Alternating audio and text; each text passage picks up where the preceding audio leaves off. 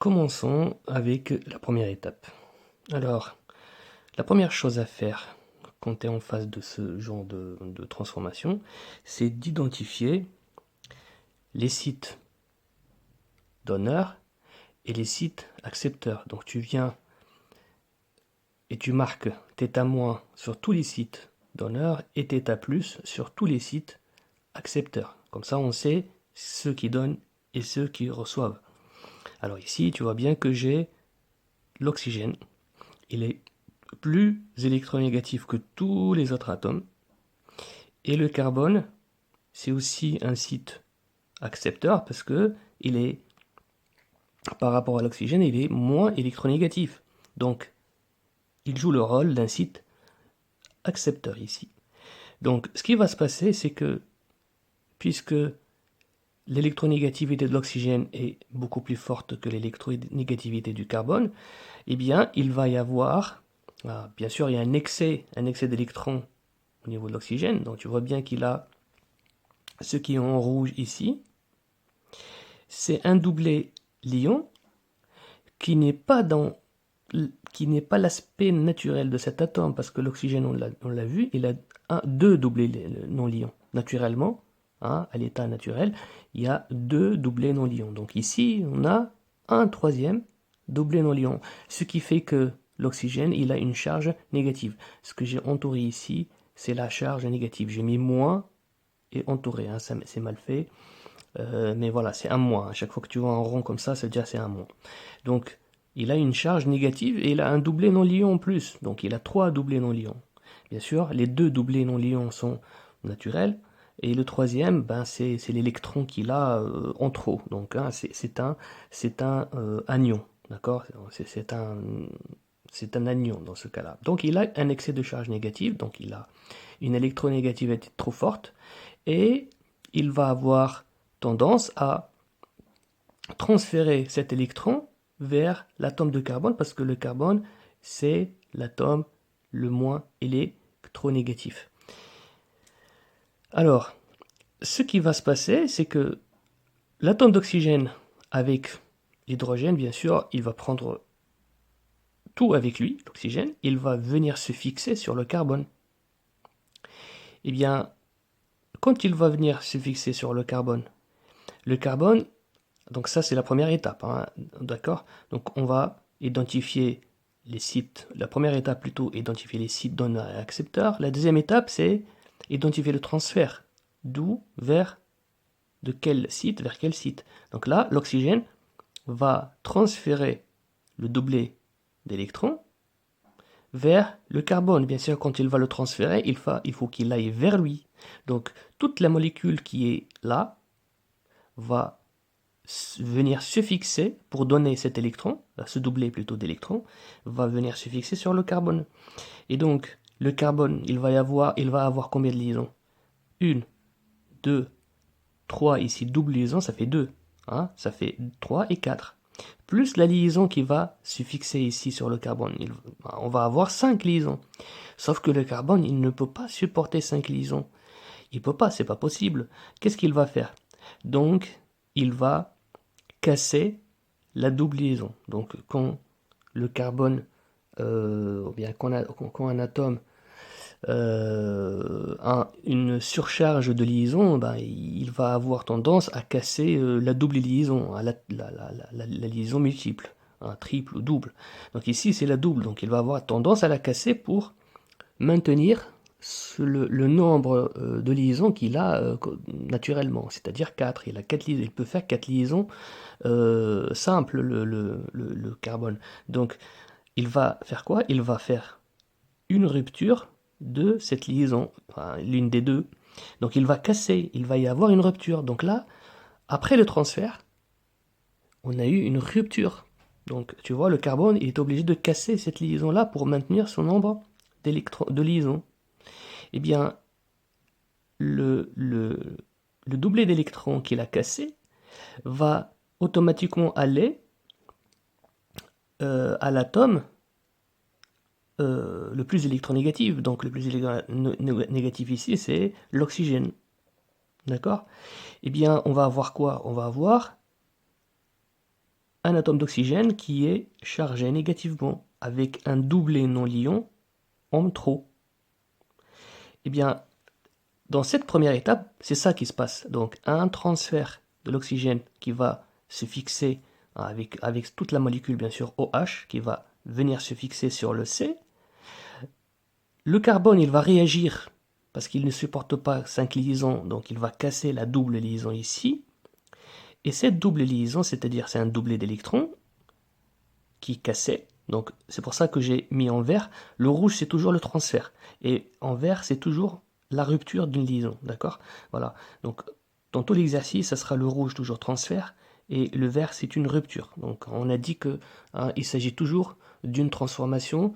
Cette transformation, il s'agit toujours de formation et de rupture. Formation et rupture, et ainsi de suite. Donc là, on a une formation d'une liaison, COH, ici, et une rupture d'une liaison double, d'une liaison simple, pardon.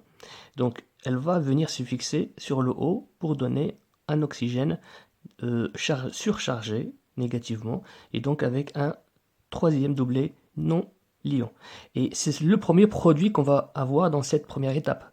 Donc on va avoir ce produit-là. Donc tu vois bien que le O, il est venu se fixer sur le C. Voilà ce qu'on obtient, hein. Donc ça, c'est le résultat de cette première transformation.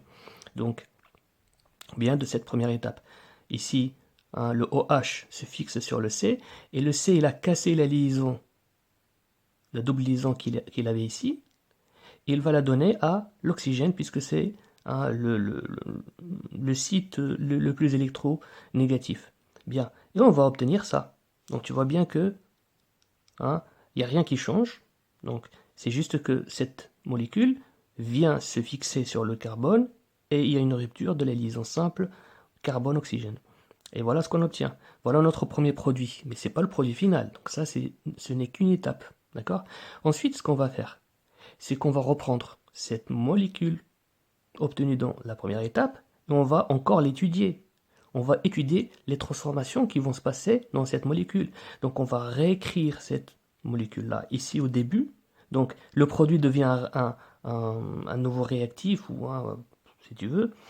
Donc on va étudier la transformation que va subir cette molécule qui était le produit de la première étape. Donc c'est le produit de la première étape qu'on va mettre au début maintenant, et on va étudier les transformations qu'il va subir.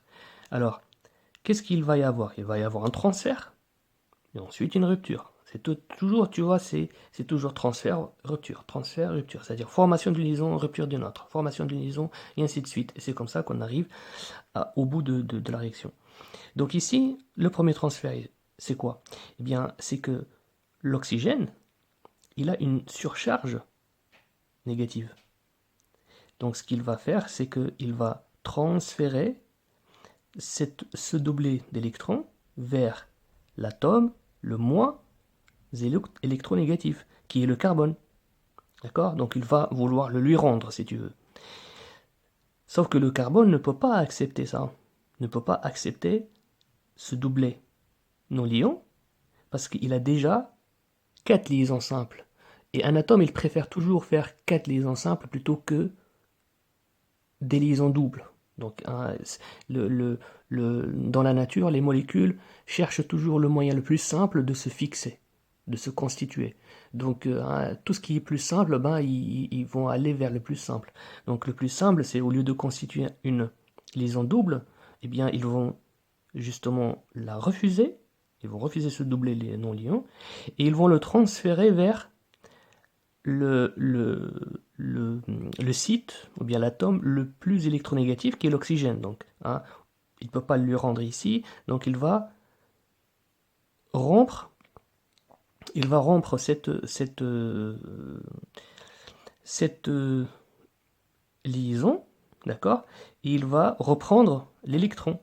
Donc l'électron ici, il va le reprendre, sauf qu'il sera obligé de rompre, il va casser on va dire le composé le plus lourd, qui est OC2H5.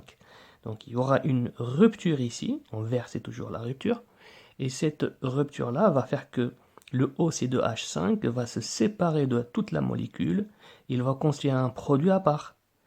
Et on obtient ça, donc hein, tu vois, encore la double liaison ici va se reformer, D'accord? Le haut, il va se débarrasser du doublet non-liant qu'il avait en trop, parce qu'il avait tendance à l'envoyer, puisqu'il a une surcharge, donc il l'envoie ailleurs, plus cette molécule qui se composait, qui s'est séparée de la molécule initiale, et qui va nous donner un deuxième produit. Donc on aura deux produits à la fin. Bien. Maintenant, toujours la même chose, on va reprendre nos produits, on va les mettre au début, ici, au début de la réaction, de la transformation, et on va étudier encore les autres transformations que ces deux réactifs vont subir. Encore, toujours identifier les sites donneurs et les sites accepteurs. À chaque fois, hein, tu le fais ici, j'ai oublié de le mentionner, mais à chaque fois, il faut identifier. Donc là, j'ai moins, et là, j'ai plus, bien sûr. Voilà.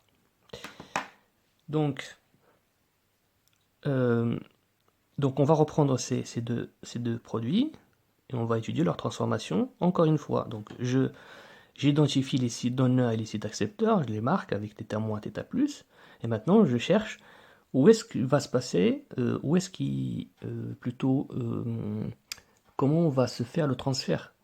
Donc alors le site le plus électronégatif, c'est l'oxygène qui est là. Donc il a une surcharge. Donc tu vois, il a un doublet non-liant qui n'est pas dans sa nature. Et le site le moins électronégatif, de l'autre côté, c'est quoi? On a le carbone et aussi l'hydrogène. Sauf que si tu regardes le tableau périodique des éléments, tu vas voir que l'hydrogène, il est tout à gauche. Donc il est beaucoup moins électronégatif que le carbone. Ce qui fait que l'oxygène, il va choisir de se fixer sur l'hydrogène, pas le carbone, parce que l'hydrogène, il est encore moins électronégatif, donc il va plus attirer l'oxygène que le carbone, hein, dans cette situation. Donc l'oxygène, il va venir vouloir se fixer sur l'hydrogène, sauf que l'hydrogène ici, qu'est-ce qu'il va faire? Ben, il supporte qu'une seule liaison simple, l'hydrogène. Donc il ne va pas supporter deux liaisons, il sera obligé de casser cette liaison-là et la transférer à l'oxygène qui est plus électronégatif que lui. Donc, hein, et bien sûr, c'est l'atome le plus proche aussi. Hein. Pas cet oxygène-là parce qu'il est loin. Donc l'oxygène à côté, donc il va lui transférer. Et du coup, il va y avoir une rupture de l'hydrogène qui va passer, se fixer sur l'oxygène, ou bien plutôt c'est l'oxygène qui va se fixer sur l'hydrogène. Bien sûr, quand je dis l'oxygène qui se fixe, donc il va prendre toute la molécule avec lui, hein, donc il ne va pas se fixer, il ne va pas venir se fixer tout seul, mais avec tous les composants qui sont liés, qui sont en liaison avec lui. Et donc on va avoir HO, C2H5 qui va casser, donc il y aura une rupture, un transfert ensuite va suivre une rupture. Eh bien on va obtenir un composé qui est là. Donc tu vois, ça c'est le composé qu'on obtient à la fin. HOC2H5, hein, c'est la rupture provoquée par le transfert de l'oxygène. D'accord? Et le O ici, il va avoir 3 doublés non-liants à la fin.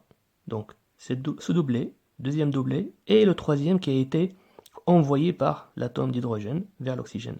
Donc on obtient à la fin CH3, C doublison O, O, moins. Donc à chaque fois que nous avons, hein, ça je te l'avais expliqué, précisé tout à l'heure, à chaque fois que tu as un doublé non-liant en trop, ben, on met un signe moins à côté pour dire qu'il y a une surcharge. Donc c'est pas l'état naturel de l'oxygène. L'oxygène ne peut avoir que 2 doublés non-liants, alors que là on en a 3. Donc ça veut dire qu'il a un doublé non-liant en trop, c'est-à-dire un doublé d'électrons en trop, et ce qui fait une charge négative. D'accord? On le marque ici. Et voilà comment on obtient notre produit final qu'on retrouve dans la réaction, dans l'équation bilan. Alors, un conseil, toujours, mais une légende pour les flèches courbes que tu as utilisées, avec la couleur de la flèche courbe qui signifie le transfert et une autre couleur pour la flèche courbe qui signifie la rupture. Voilà, donc on va prendre, ça c'est le premier exemple, et on va passer à un autre exemple pour que tu puisses comprendre encore mieux le mécanisme réactionnel et les étapes de transformation.